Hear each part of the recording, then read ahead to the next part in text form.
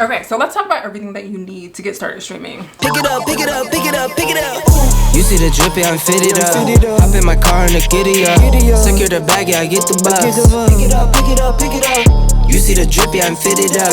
Hop in my car and the giddy. My name is Mila Vanderbilt. If you're new here, welcome for the first time and welcome back, honey buns. I've been streaming for the past 2.5 years or so, mostly on YouTube, recently started on Twitch, and also like Instagram and TikTok have also developed live streaming. So I've been playing in the waters there. But over the past couple of years, I've also really developed a passion for helping other people get started. And I figured instead of just doing that on a one-on-one basis, I would start to film videos on it. Let's just not waste any more time. Let's get started. Okay, so first I want to start with audience engagement. There's really not going to be anything that we talk about in this video that's more important than the connection that you build with your audience. Things can be a little uncomfortable in the beginning, especially as you start to grow your community, and some of your first streams might be a little awkward because you might just be streaming to either very few people or no one, or maybe just to a couple of friends. Here are a couple of things that helped me in those first few streams, and even when I started on Twitch, I still don't have a very big following on Twitch, so I still have these moments, and these are the tools that I use to kind of get through that.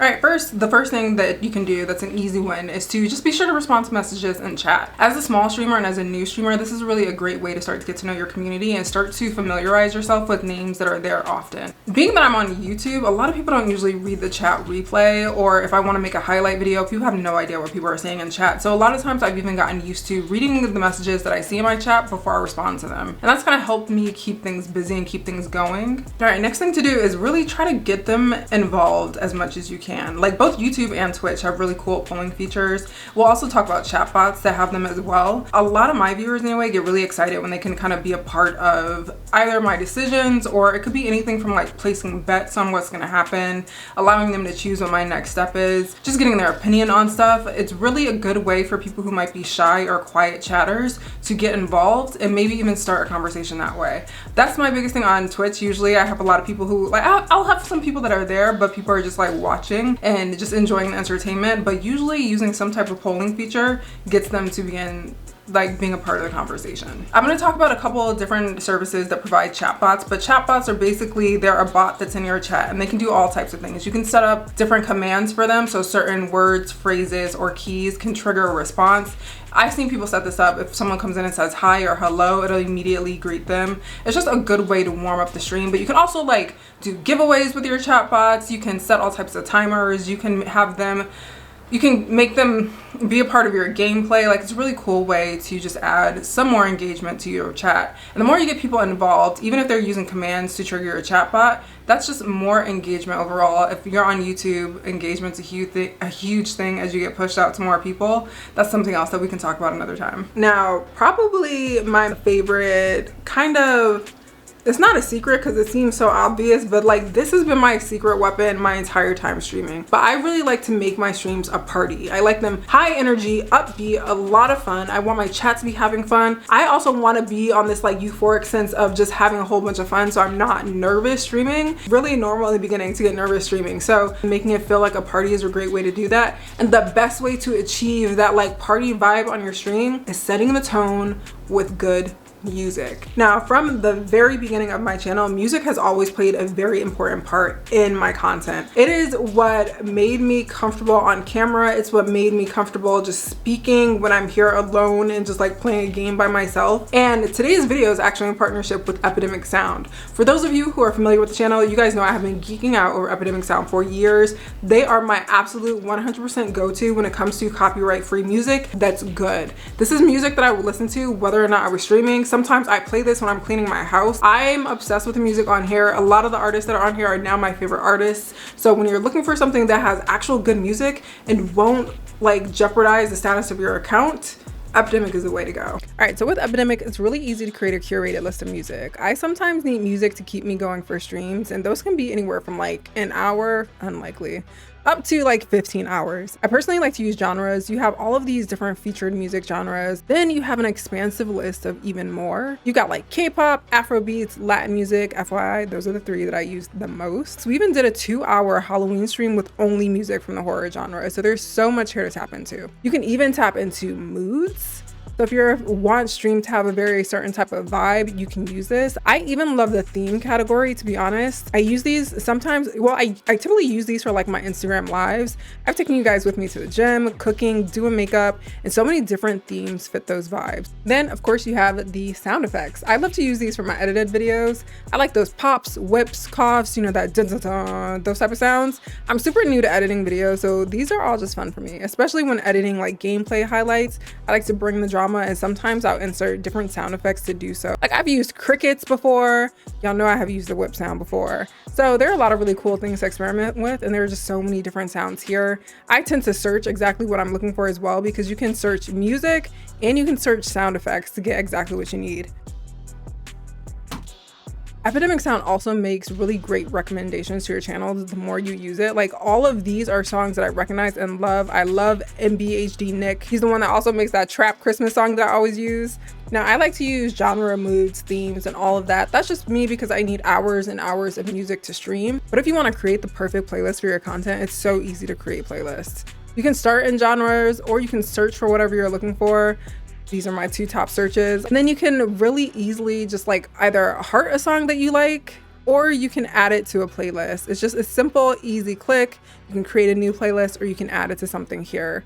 I usually only use it for starting soon, but if I have something else going on, we might do it there. This is also where you can download all the music that you need. So whenever you go into a genre or a category or even your playlist, this is what it looks like. You can play the song just to sample it, see what it sounds like. And then over here, you have all these options to copy, to find something similar, to heart, add to a playlist, and of course to download. This downloads as an MP3 file, and you can add it to your video editor. You can add it to whatever you use to make your videos, even social media. So give it a try. You can sign up for a 30-day free trial with Epidemic Sound. I have the link down in my description. You can download as much music as you need for your videos, your live streams, your social media things.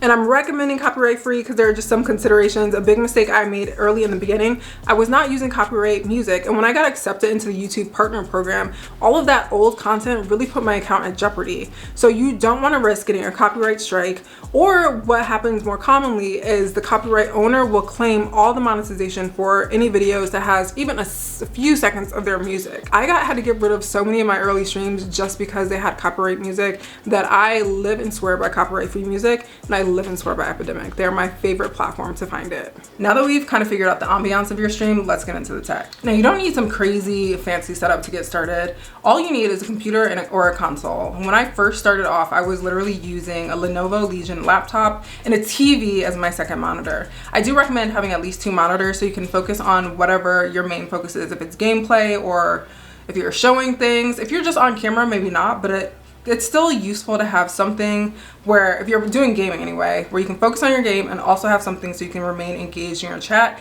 and so you can also use some of the streaming software that you need and make sure you're managing your overall stream. So I recommend 2 monitors. You don't need it. I've seen people use 1 monitor and a tablet, or 1 monitor and their phone. As long as you have access to your chat, that's going to be the most important. But I'd like to be able to see my stream alongside chat. So I have a 1 main monitor, 2 supplementary monitors. My main monitor is focused on whatever I'm streaming, whether that's gameplay or creating a tutorial or showing something. And then I have like communication tools and like my browser on one side so I can keep an eye on my stream, make sure it's still up. Also, if I need to have Discord or anything up. And then on my right hand side, I always have my chat and my streaming software. Now, another super important thing, audio is so important to your streaming. It's something I'm still learning about. I run into all types of audio things all the time, but you basically just want to make sure you're not relying on like your laptop system tray or a built-in microphone like on your computer. You actually want to get something that's focused on your audio. A lot of headsets come with great audio options. You know, I use these YBL headsets. They have their own like built-in microphone, and I've tested it out. It's pretty good. I actually might do a stream with it in just to see how that goes. I've been using this little baby. This is the Rode NT USB Mini. This is my favorite mic. I've switched from this mic before and switched right back. I've used a Fifine. So there are a bunch of different options for microphones. I will link the ones I've used in the description because they all worked great for me. Actually, when I moved into my apartment and I didn't have any furniture in this room has really high ceilings. It has like 20 something foot ceilings. So I had to actually get something that could combat that crazy echo. This one was picking it up a little bit. So I got a Fifine that came with like a cover thing and it had like a, I don't know, whatever that screen is that like blocks you in the mic, honestly probably should still be using that. Just as long as you have something that's good and able to pick up your voice clearly and kind of not get so much of the background sound. There are things that you can do on your software to control or add filters or modify your mic to sound better. That's a whole different video, but just make sure you have a mic that is standalone. It's not the one built in your computer. And now when it comes to where like your mic placement, I keep my mic on an arm like this because honestly, I don't need anything on the surface. I bang my hands a lot. I slam on my keyboard a lot. I've dropped my controller. I'm clumsy. Like I do a lot on my actual desk, so I can't place a mic on my desk. It's gonna pick up a bunch of noise. Trust me, I've tried.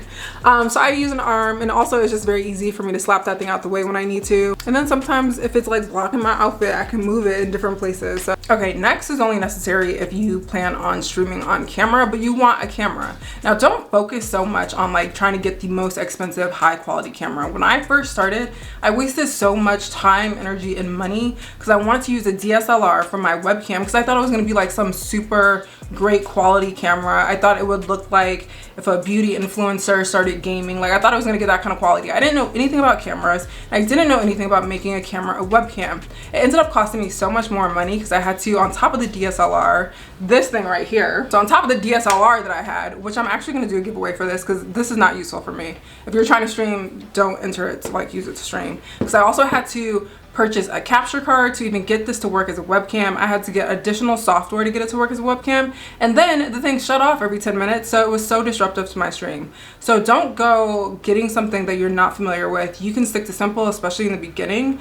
I use a Logitech webcam that I actually got free from work because I work from home. I do still use the DSLR. I ended up going with a Canon EOS M50, and that's what I use on stream. That's also what I use to record on. And I got this, I really invested in this one because I knew I wanted to do videos like this and I wanted to record. And at the time I was also doing some makeup videos. So for me, it was twofold. I got to use the same camera for two functions. That's why I went with the DSLR, but Canon has a lot of great like software that allows you to connect your camera and make it into a webcam. If you're gonna do that, make sure the whatever brand you use has that type of software. Canon does. EOS M50, it's a pretty decent camera. I don't know, it looks fine to me. But I honestly wouldn't try to spend too much money on your camera, especially in the beginning. A Logitech one, if you're going for that, you can use, I've seen people use their phone as their webcam. Seriously, there's so much software out there to make like your camera look like it has a bit like better effects. Cause I know even for mine, I always wanted like a blurry background. I use Nvidia Broadcast, which is on my computer to achieve that look, which we'll talk about later. But don't get too fancy with camera, especially when you're starting off. That is one way to waste a lot of money. Go with something simple, get yourself a webcam. Now, if you're gonna be on camera, the next important thing, of course, is lighting. You wanna make sure, depending on what your background situation is, you may wanna make sure that both you and your background are well lit. I've been experimenting with lighting in my background. I haven't quite figured out exactly what I want that to look like, but sometimes I put like LED lights behind me. But in terms of my actual lighting, I usually use 3 lights, like a center light, which sometimes is fine as a standalone light, like it's just a ring light or something in the middle. And then I use 2 other supplementary lights. When I first started off, I wasted so much money. It looked like a photo studio in here. It was so unnecessary. I just like to have a bit of dimension when I'm on camera so it doesn't look flat. And then sometimes I like to play with different hues. It was really challenging for me to find lighting that really complements my skin tone. So I've learned a lot about lighting. If you guys want a video on lighting, let me know. But what I basically went with, I have the Elgato ring light and I have 2 Elgato key lights. I also do that when filming, except I'm using a different type of ring light here. I'll link it in the description. I think this one's a newer, and then I'm still using 2 Elgato minis. 2 key light minis? I don't know what they're called. I'll link it. Sometimes I use the 2 key lights without the ring light and it kind of creates a cooler, warm effect. It also lets the lighting in the background really stand out. So if you like a lot of like colorful LED lights in your background, having the 2 key lights so you have light on both sides of your face and you're not getting like unflattering shadows, but you'll still be dim enough to capture that lighting in the background. I noticed you can't really see my lighting in the background when I have a big ring light on because it's really bright and it's center focused, so it's gonna focus all of the light on me. So I'd recommend either 1 center light that you're gonna that can focus on you, and then 2, if you can't afford them in the beginning, if you can't, the other 2 aren't even necessary. That's something I added way after my stream. I might try to grab a clip of what my old stream setup looked like versus now in terms of lighting and the camera. lighting makes a difference. That's another thing. That's why I said don't invest too much money in your camera, because honestly your lighting strategy is what's going to really make you look high definition. If you're using a green screen, you also want to remember that you're probably going to have to light your green screen, or make sure there is like light going to it and you don't get any shadows on your green screen. So keep all of that in mind. Okay, now I mentioned Nvidia Broadcast a couple of moments ago, but this one isn't necessary. But if you want to like add some like dynamic features to your stream, it's a tool that I really like. Again, it allows me to blur the backgrounds on my camera. I don't know how to do that in OBS or Streamlabs OBS if it exists. If it does, you guys let me know. But it's really a one like little button in Nvidia Broadcast. It'll blur out your background, keep the focus on you. You can choose how blurry you want it to be. It also has this really cool like tracking feature. So if you move around and stuff, the camera follows you. You don't see it happening right now because I'm not on my computer, but I like that feature a lot.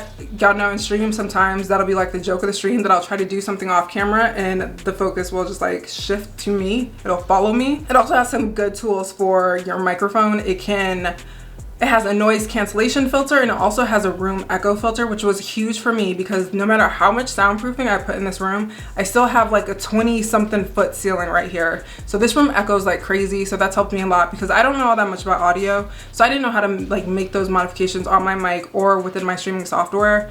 So Nvidia Broadcast really just did it automatically. It was super easy. Okay, so now that we talked about equipment and kind of ambiance, let's talk about all the software that you need to get started streaming.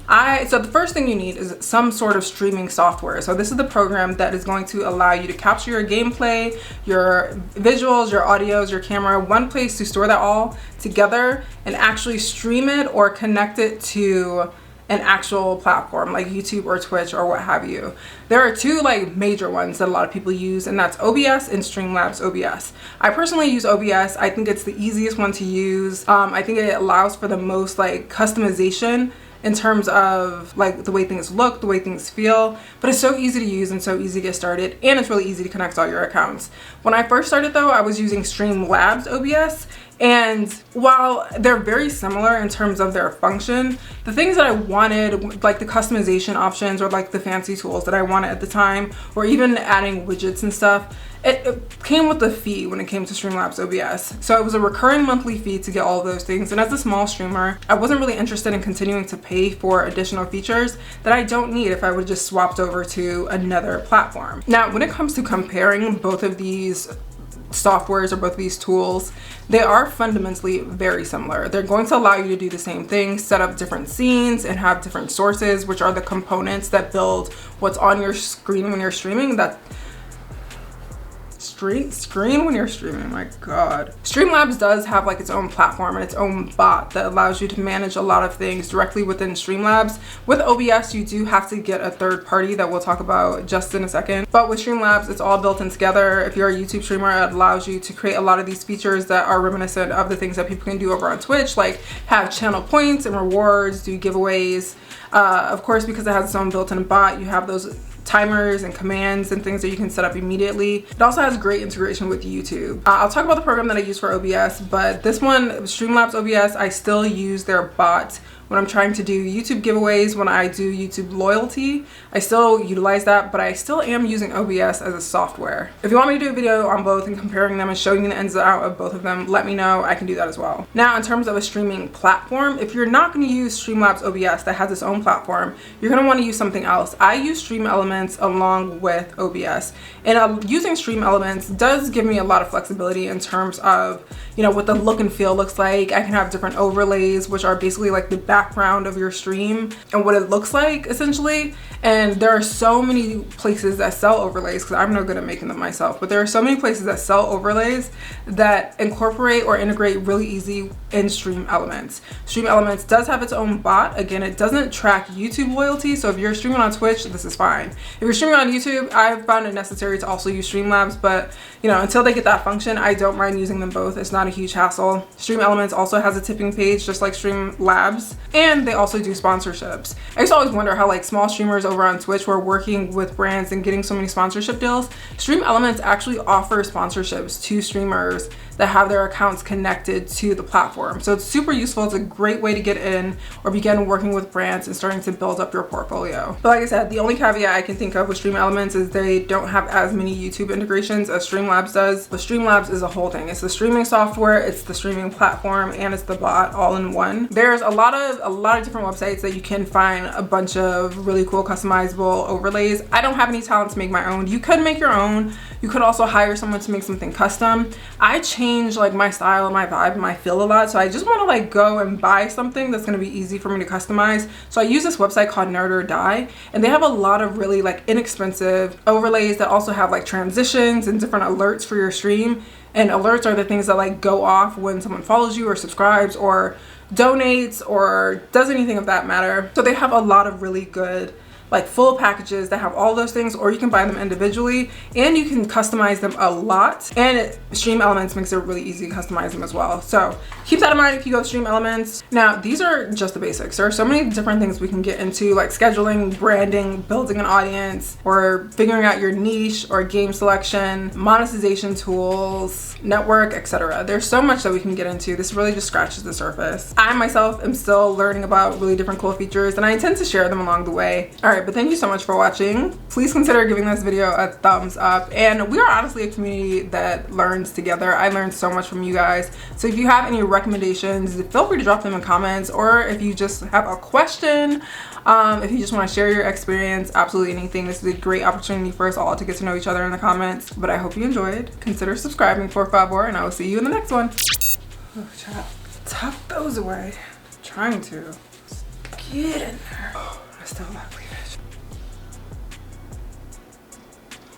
I was really over here talking to Storm. Wasn't even recording. That's cute. The random shit out of the way. Let's talk about everything you need. Yikes. I don't know when my camera stopped shaking. My battery is dying. It's like threatening my life.